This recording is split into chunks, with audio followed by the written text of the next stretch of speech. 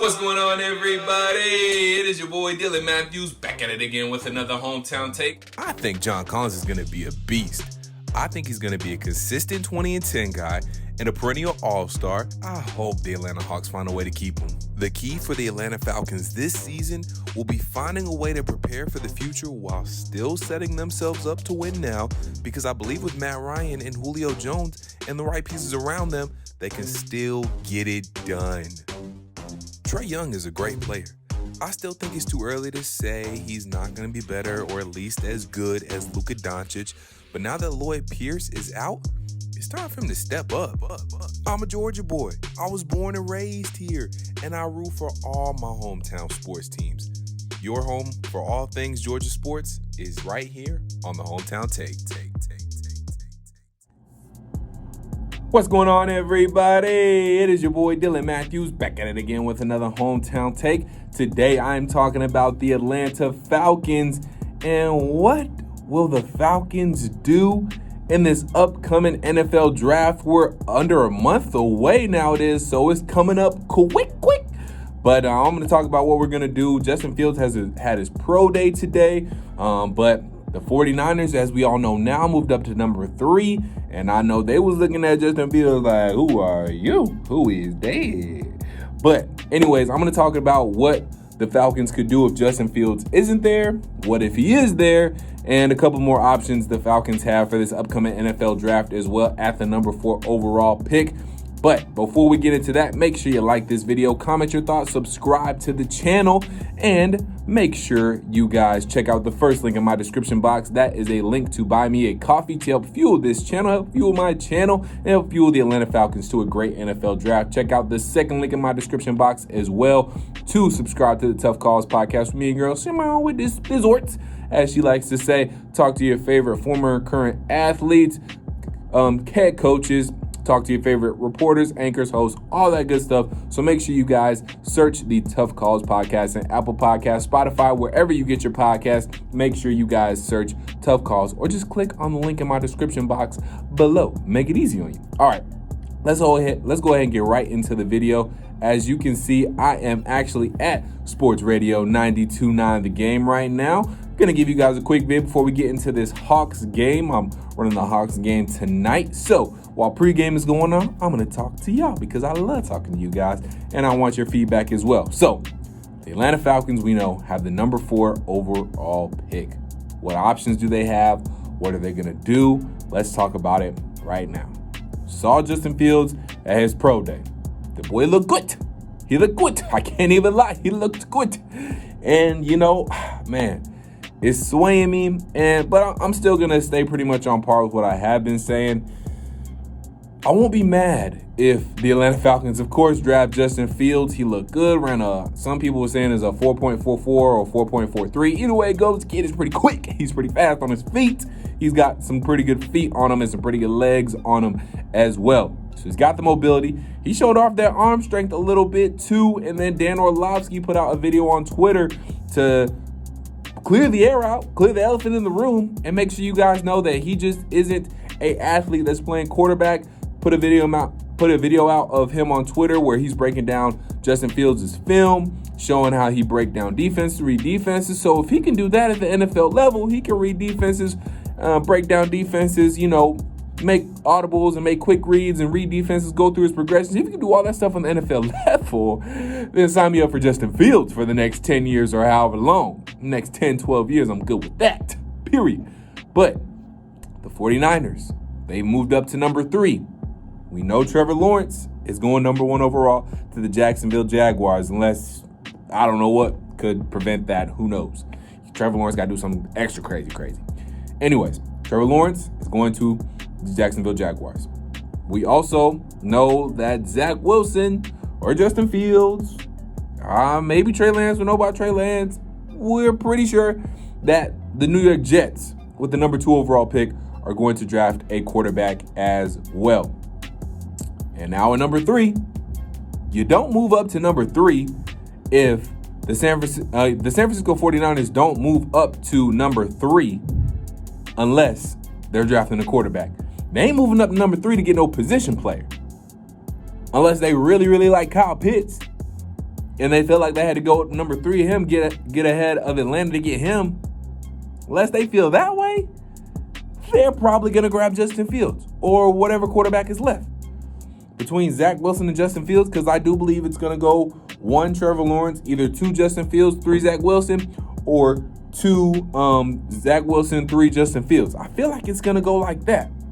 If it doesn't, and if not Zach Wilson, if Justin Fields is still there at number 4, by all means, Atlanta Falcons, if y'all bout that life, then be bout it and draft that man.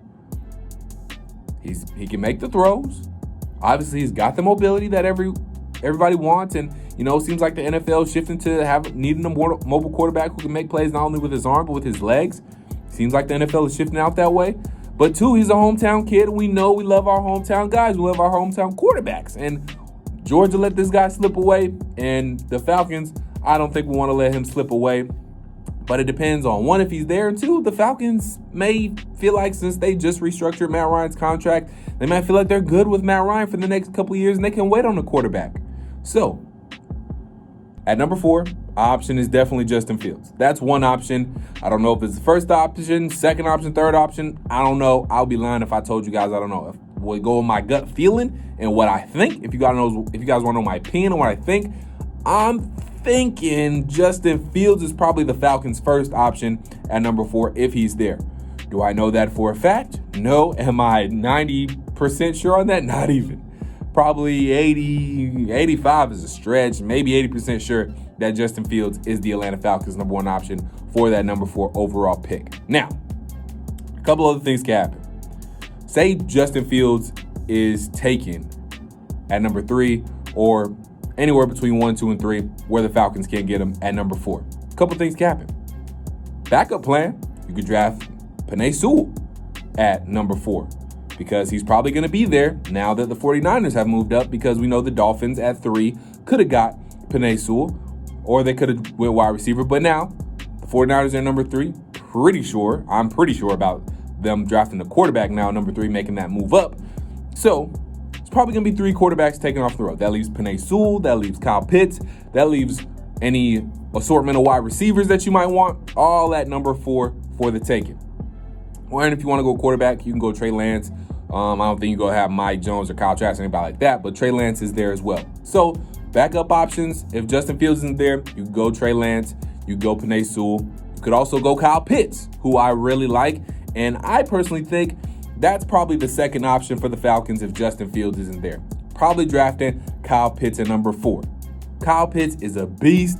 Man's an animal. He can play receiver. He can he can put his hand in the dirt and play tight end. His blocking should get better once he gets stronger and a little bit quicker and a little bit faster. But man is going to be a matchup problem in the NFL, period. Linebackers won't be able to catch up with him, and corners won't be able to body him up. He's going to be a matchup problem. He's going to be like Jimmy Graham in his heyday when he killed us when he was with the Saints, or like a Tony Gonzalez, or even now like a Travis Kelce. He's just going to be a matchup problem. NFL experts and analysts and scouts have been calling him a straight-up freak of nature and probably the best prospect overall in this NFL draft. I'm okay with getting a guy like that. Perfectly fine. You give me Julio Jones, healthy Julio Jones. You give me Calvin Ridley, proven wide receiver number 1 now. He can be that. Went over 1,000 yards this season. You give me Hayden Hurst. He's only got 1 year left on his contract, but that's okay because we get Kyle Pitts. He's going to slide right in to where Hayden Hurst is going to be at that main tight end spot, and we're going to be good. But you give me, for this season, you give me Julio Jones, Calvin Ridley, Hayden Hurst, and Kyle Pitts. Sheesh. Oh my goodness. Is that the Atlanta Falcons? Who is that? Is that the Atlanta Falcons offense? Who is that? That's what other teams are going to be saying about us. Defensive coordinators, opposing defense coordinators, going to be having nightmares about our offense if we get Kyle Pitts, period. Especially now that we won't have Dopey Dirk calling plays. We'll actually have a competent head coach and a competent offensive coordinator in Arthur Smith. Well, he'll be play caller. He's not offensive coordinator, but he'll be the play caller. You guys get what I'm saying. Even a competent offensive coordinator at that who's not Dopey Dirk. Yeah, that's what I call him now because I just don't like Dirk Cutter. Anywho, Kyle Pitts, great plan B. Great plan B in Kyle Pitts. Dude is a freak. You can't miss with him. People been calling him the next Travis Kelce. I'm good with that. Give me Travis Kelce on a rookie deal. I'll take that all day, every day, 24/7, 365. Yes, sir. So, recap quickly before we move on. Number one option, I think is Justin Fields, but don't quote me on that. I'm not really sure what the Atlanta Falcons are thinking because there's just so many options, so many holes for them to fill, so many places they could go.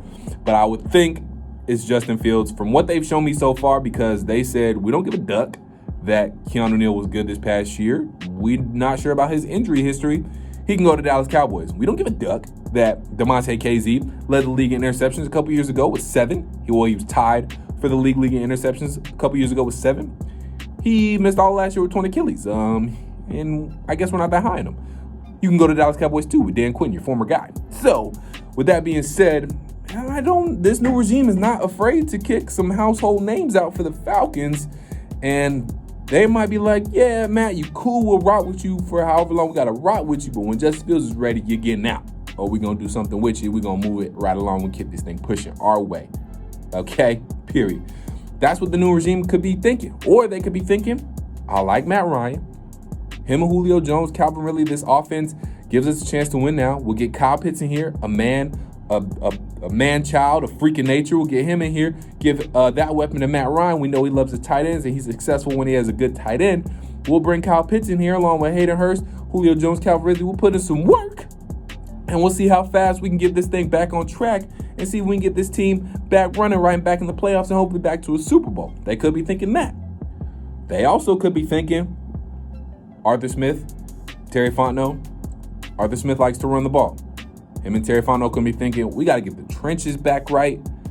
Start with Penei Sewell. Move him to make him right tackle to start off while Jake Mathews is still a serviceable left tackle, or maybe even put him right at left tackle and move Jake Mathews over to right. They could be thinking that. Drafting Penei Sewell. We get our offensive line back right. Get the running game back right with Mike Davis. I hope they Javonte Williams from North Carolina because I love that dude. Hopefully we draft him in the second round or something like that. But either way it goes, they could be thinking that. And so maybe we're looking at a guy like hopefully Javonte Williams in the second round, but maybe we're looking at a guy like Penei Sewell with the number 4 overall pick. Now, those are your options so far. So maybe Justin Fields, maybe it's Kyle Pitts, maybe it's Penei Sewell for the reasons I just listed. Now, think about what if we don't want to stay at number 4? What if Justin Fields gets drafted somewhere between 1 and 3 and the Falcons are like, well, since Justin Fields is gone, that was our dude at 4. Maybe they have a trade offer that they're tentatively like, hey, if our guy isn't here at 4, we'll do this trade with you guys. Y'all come up to 4, get whoever y'all want, and we'll trade back.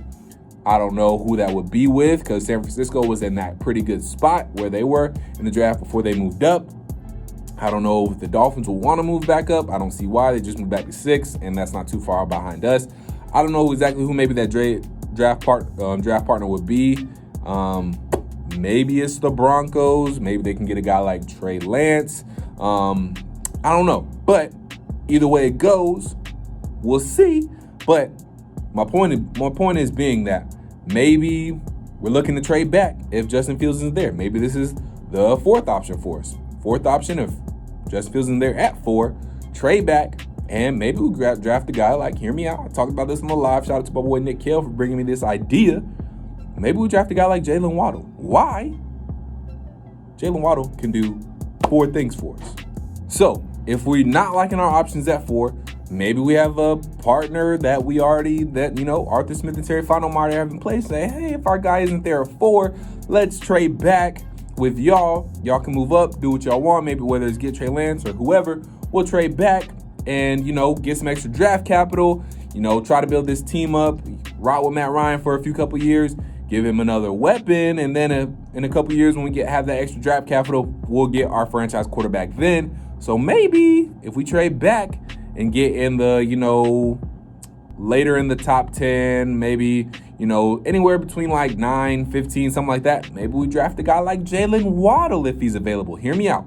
Jaylen Waddle can do 4 things for our Atlanta Falcons that we need. Number 1, perfect slot receiver. He's got the speed, underrated route runner, and he is just a perfect guy to be a slot receiver. He got the speed, quickness. I mean, he's got an extra gear that Jerry Jeudy didn't have, that Devontae Smith didn't have. He's just got that dog speed, just that super speed. So he can be a perfect slot receiver. You put him with Julio Jones, Calvin Ridley. Julio Jones and Calvin Ridley are going to get enough attention. Jaylen Waddle, run up the seams, blow by that number 3 cornerback, and we can get some long touchdowns back in this thing, baby. So that's number 1. Number 2, he's a good number 2 if either Calvin Ridley or Julio Jones is out. Julio Jones is getting older. He didn't play that many games last year, was out a lot of games. I know part of that was because he probably could have played some of those games, but the Falcons were bad, and it wasn't worth playing for. I wouldn't have risked Julio's body either. Either way it goes, though, if Julio Jones or Calvin Ridley do miss time, he can play that number 2 receiver. You'll still either have Julio Jones or Calvin Ridley getting a lot of attention from the number 1 and extra quarterbacks and safeties, and Jaylen Waddle can still break some things open with that speed, you dig? Number 3, you could line Jaylen Waddle up in the backfield, run some trick plays, do some jet sweeps. You've seen him do it with the wide receivers in San Francisco, stuff you done with Tyreek Hill and stuff like that. So you can line him up in the backfield, run all sorts of trick plays, have defenses all sorts of confused, got their eyes on Jaylen Waddle, and then boom, you hit a touchdown to Calvin Ridley or Julio Jones because they're open, because they're paying attention to Jaylen Waddle and his freakishly speedy speed. What else can you do with Jaylen Waddle? Oh yeah, what haven't the Falcons really been able to do for a long time since, I don't know, Devin Hester? Return kicks and punts. You put him back there, he is electrifying. He will make something happen. You can't hit a line drive punt to Jaylen Waddle. He might take that thing to the crib. That thing might be gone. So he can return punts, return kicks. I don't know if it would be both, but he can do that for you if need be. 4 things right there that Jaylen Waddle can do.